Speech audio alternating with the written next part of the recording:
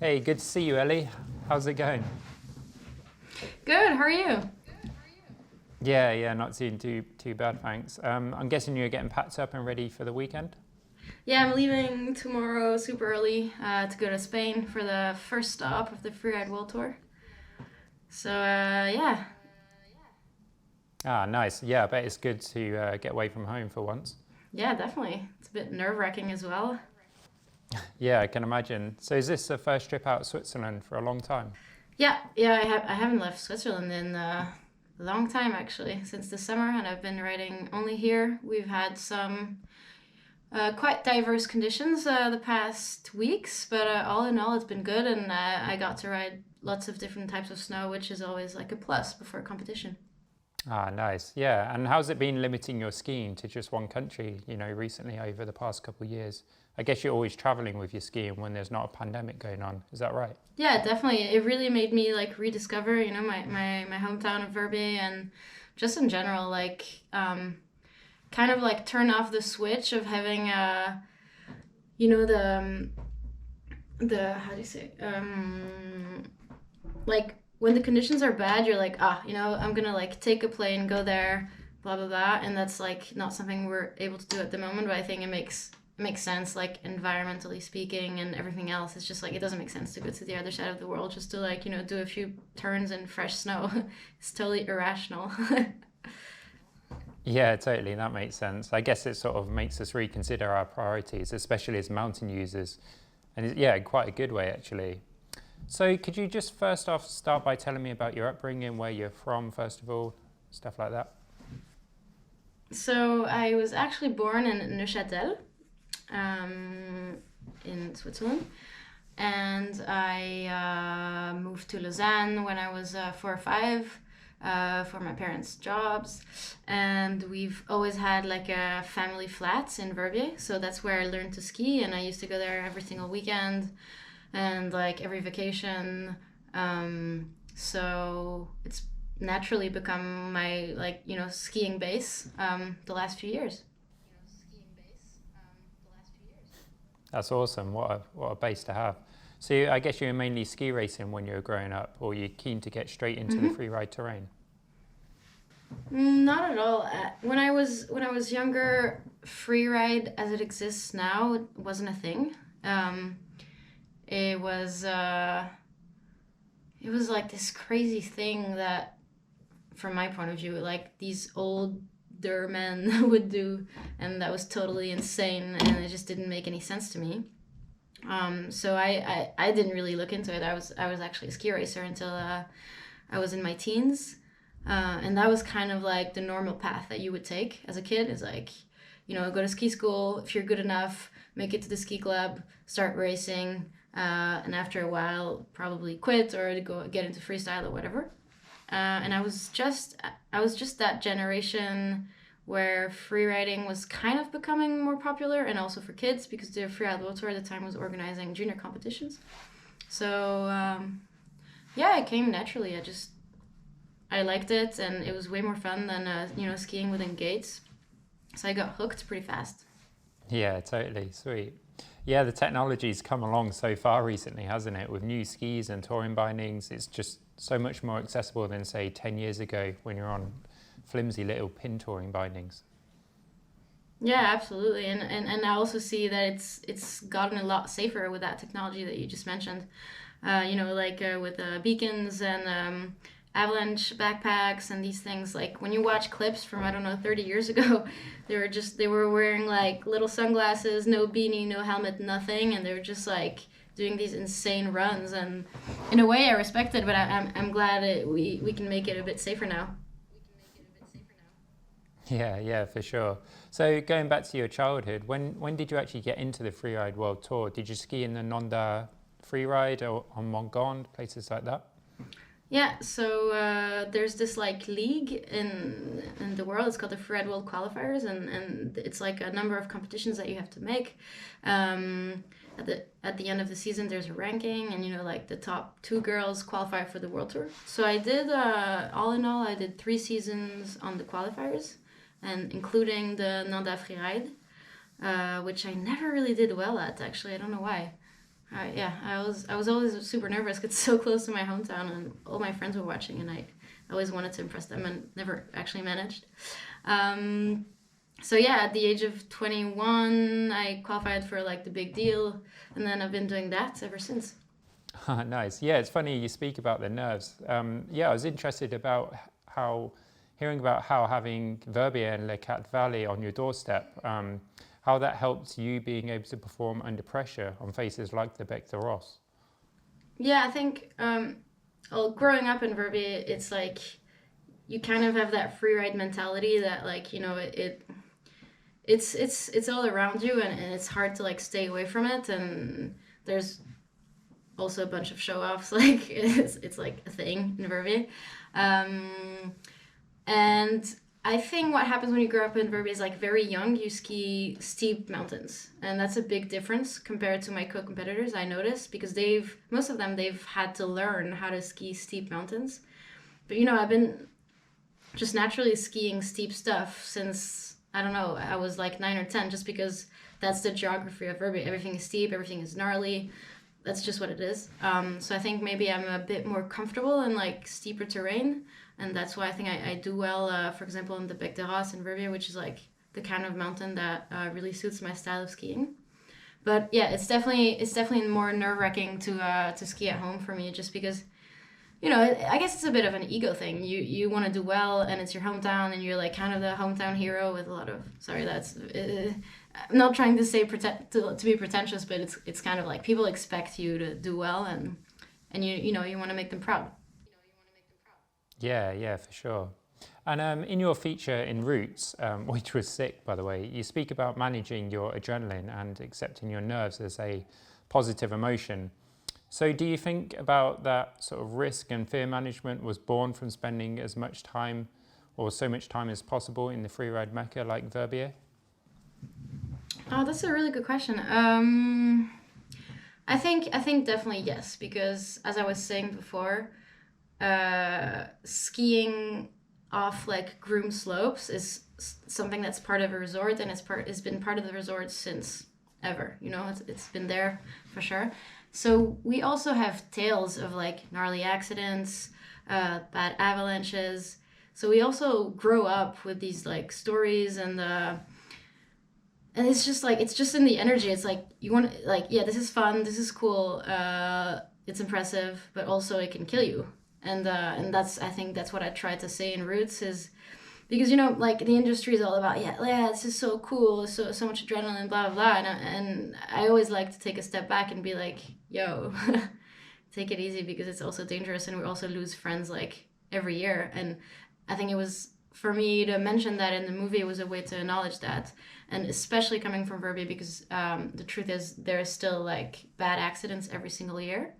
And I think it's important to talk about it and not like and actually make it visible that it's dangerous.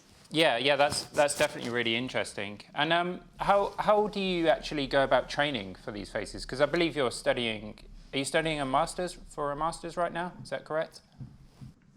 Yeah, I'm studying a master's in law. Oh wow. So a lot to balance, I take it. Yeah. So how do you manage that, work-life balance?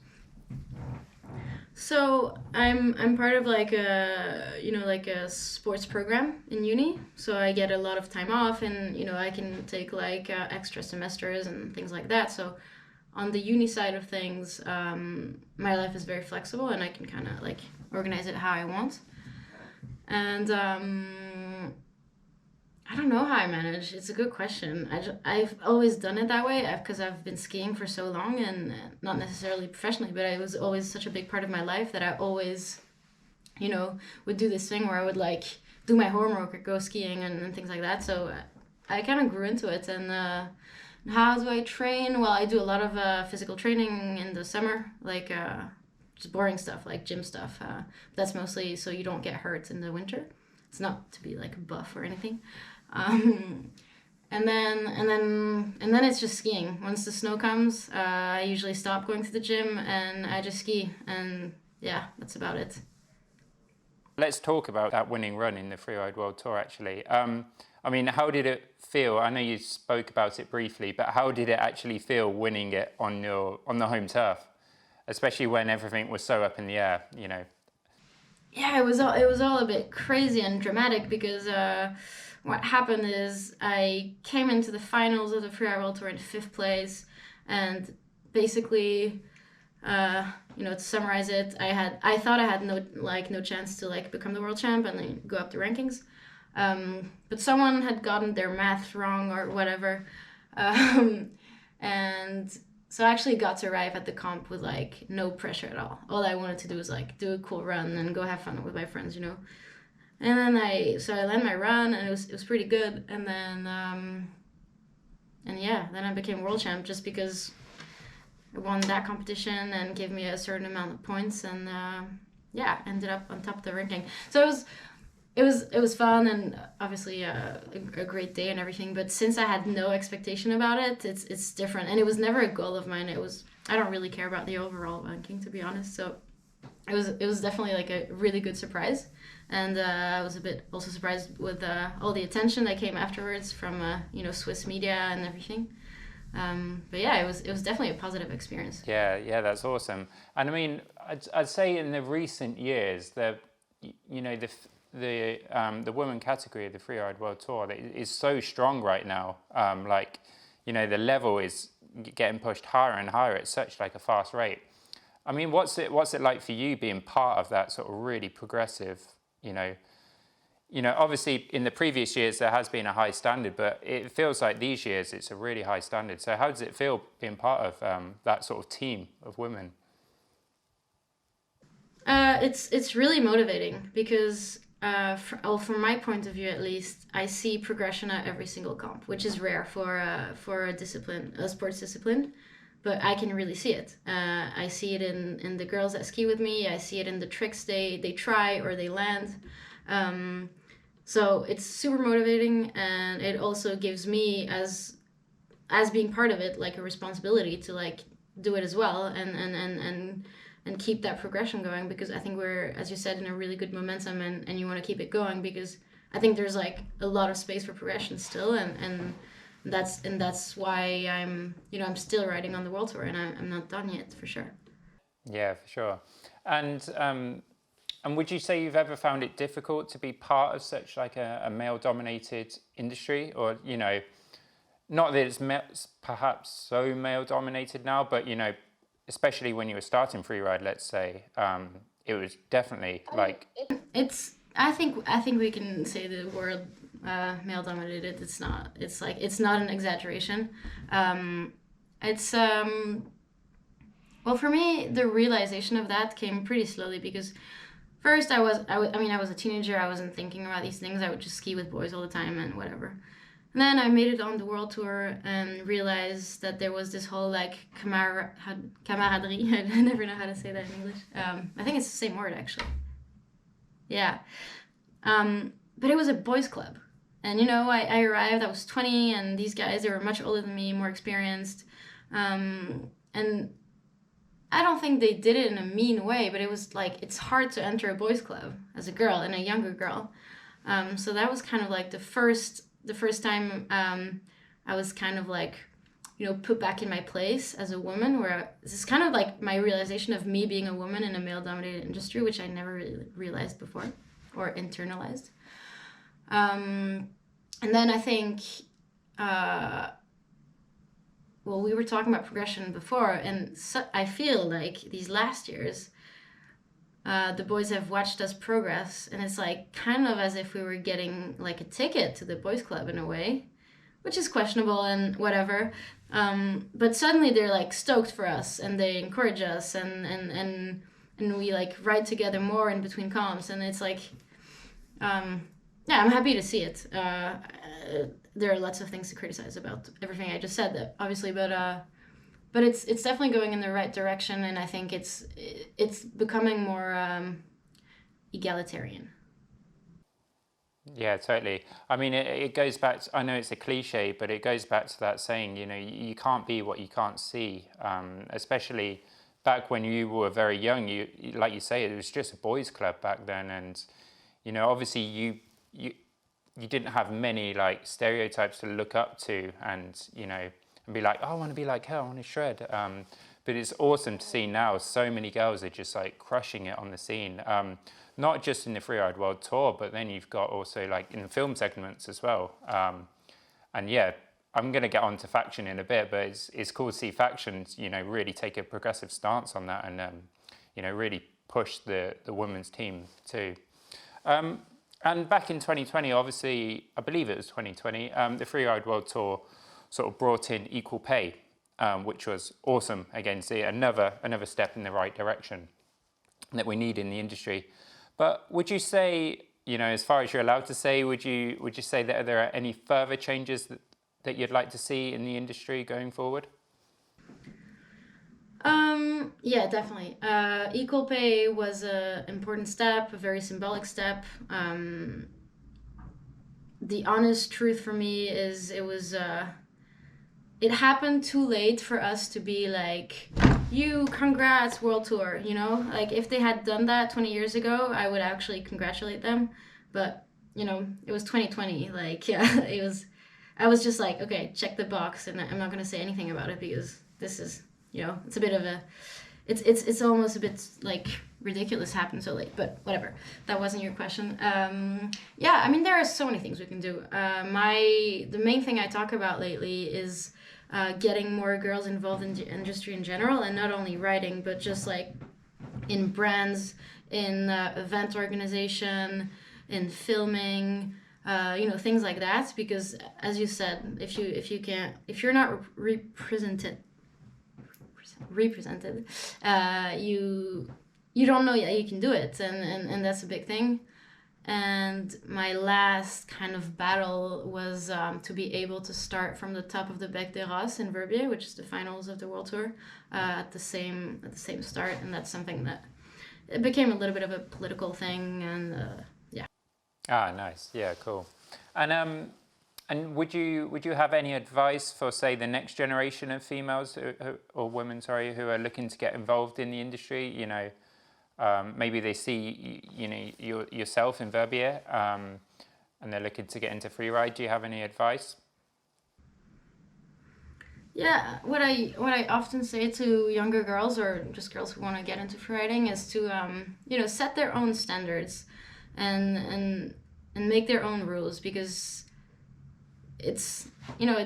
we're different, and we were socialized differently than boys. So yeah, it's okay if you don't do like a 20-meter backflip. Like, it's fine. You can do a 2-meter backflip, and it's really fucking cool, and that's one thing. And also to like ride like together, because that's what I missed when I was younger, is I was always riding with boys. So there's this like weird dynamics of, you're like, you want to do what they do, but then if you do that, you're probably going to get injured because you're not at that level yet. And so you're like kind of trying to be like them, but at the same time you can't. And I think it's so much healthier to like train with people who are on a similar level, who have similar goals, and who enjoy the same things as you. Yeah, for sure. Oh, that's sweet.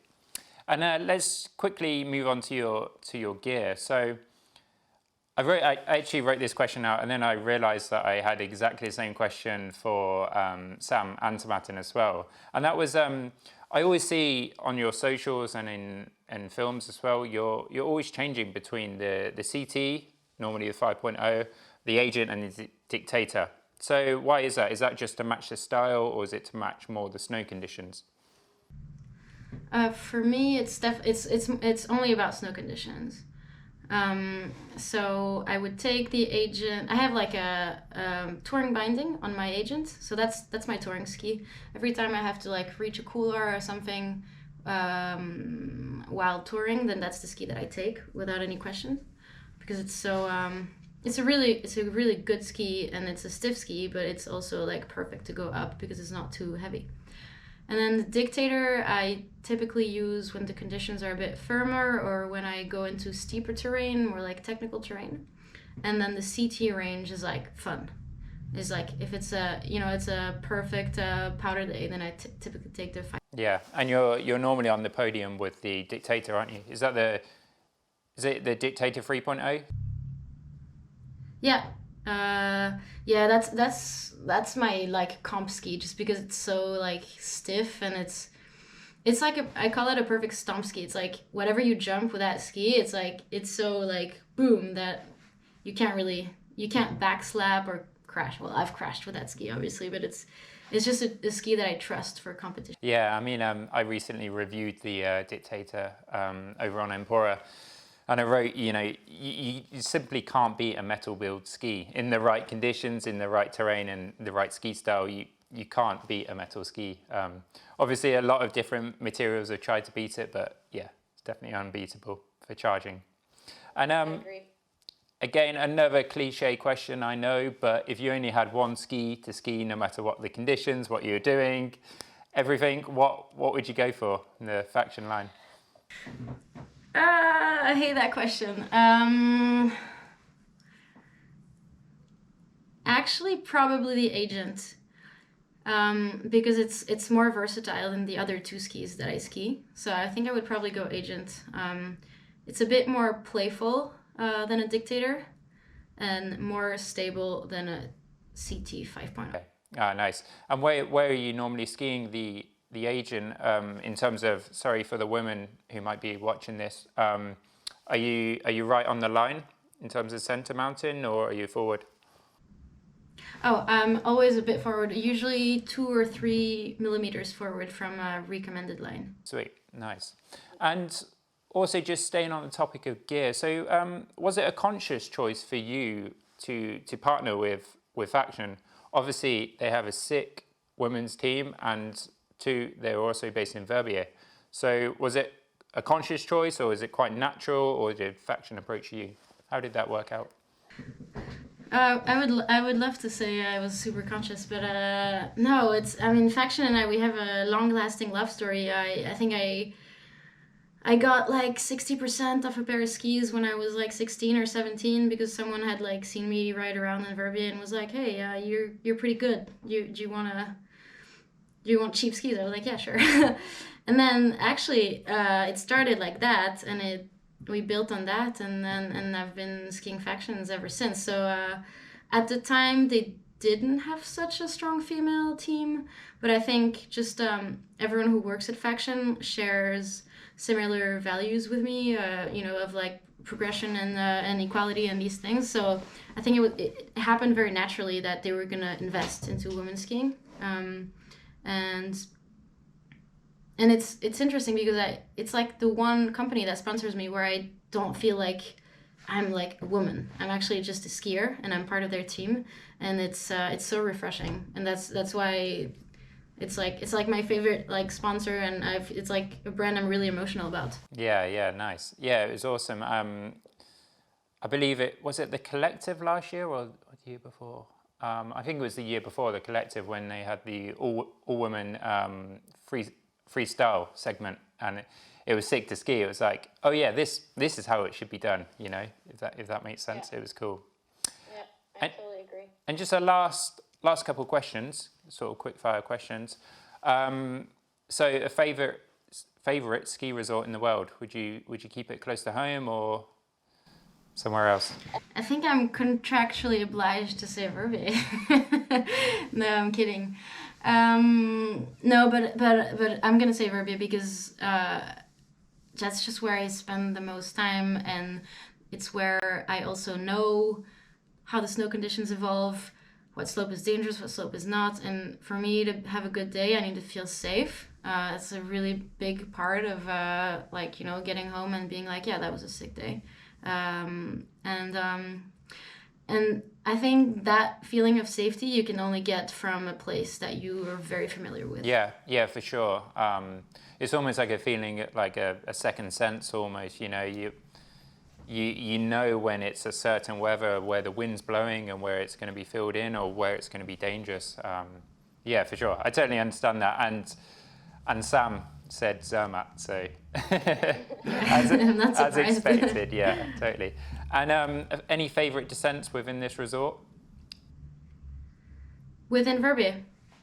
Yeah, I'd probably go for Bec de Ros because that's the one descent where it's like, and it's a bit cliche to say, but it's taught me a lot about myself, and not only in competitions, because I've skied the face multiple times before, but it's just like, you know, it puts your back in your place of like lame little human, just because it's so scary. And I I mean, I don't love skiing with fear. I think it's not the smartest thing to do. But from time to time, when you're in the right mindset, I like to put myself in that headspace. And every time I'm up there, I'm like, whoa, you know, I'm nothing compared to this mountain, which is like a beast. And I think it's a bit of a metaphor for like, you know, humans on this planet kind of like screwing up a lot of resources and everything. But that's another topic. Yeah, totally. Yeah, it's interesting that you talk about the fear a lot. I guess it sort of focuses you, helps you focus your mind, especially when you're standing up there in the middle of the nowhere in the wilderness. You can sort of really focus and just focus on the skiing almost. Absolutely. And as far as you can say, you know, what's next for you? Can we expect more film segments? Are you shooting a lot recently? Obviously, you've got the Freeride World Tour as well kicking off next week. Yeah, so I have the Freeride World Tour starting next week, and then that's going to take a lot of my time this season. But I also have my own personal filming project on the side. And, you know, we were talking before about the little woman in the industry, and I've given myself this challenge to produce a movie with female only. So it's like a filmer, a guide, an editor, a photographer, and all these things. So I'm not gonna lie, it's a huge challenge, because just there aren't many people out there who are willing to do that and who have the level to like follow me in the mountains and be safe. So it's definitely very challenging, and I don't know if I'm gonna do it again, but I thought it was a good start of a story as well, and a good way to you know, kind of shed the spotlight on everybody else who is in a ski movie, because we always talk about the writers, but you know, it's like this huge, you know, it's like collective work, and I think, yeah, it's just as rad to film someone as to be a skier. Yeah, totally. Have you managed to fill all the, you know, have you got an editor, have you got a colorist and a filmer? Yeah, we haven't started filming yet, but for now we're all set, and but yeah, I'll tell you how it goes. I think some footage is, not all footage is gonna be. I'm not gonna be able to do all footage female only, just because, you know, I've been like filming a few things with local like filmers in Verbier, but we'll see if it works out. I hope it does, and I hope I can like show it at festivals next year and everything. Oh, awesome. Looking forward to it. Otherwise, yeah, I mean, good luck next week. I'm sort of super stoked to see the Freeride World Tour back. Yeah, I'll be out in Verbier as well for the Extreme Verbier, so maybe see you out there. Awesome, yeah, I'd love that. Cheers, Ellie. See ya. Bye-bye.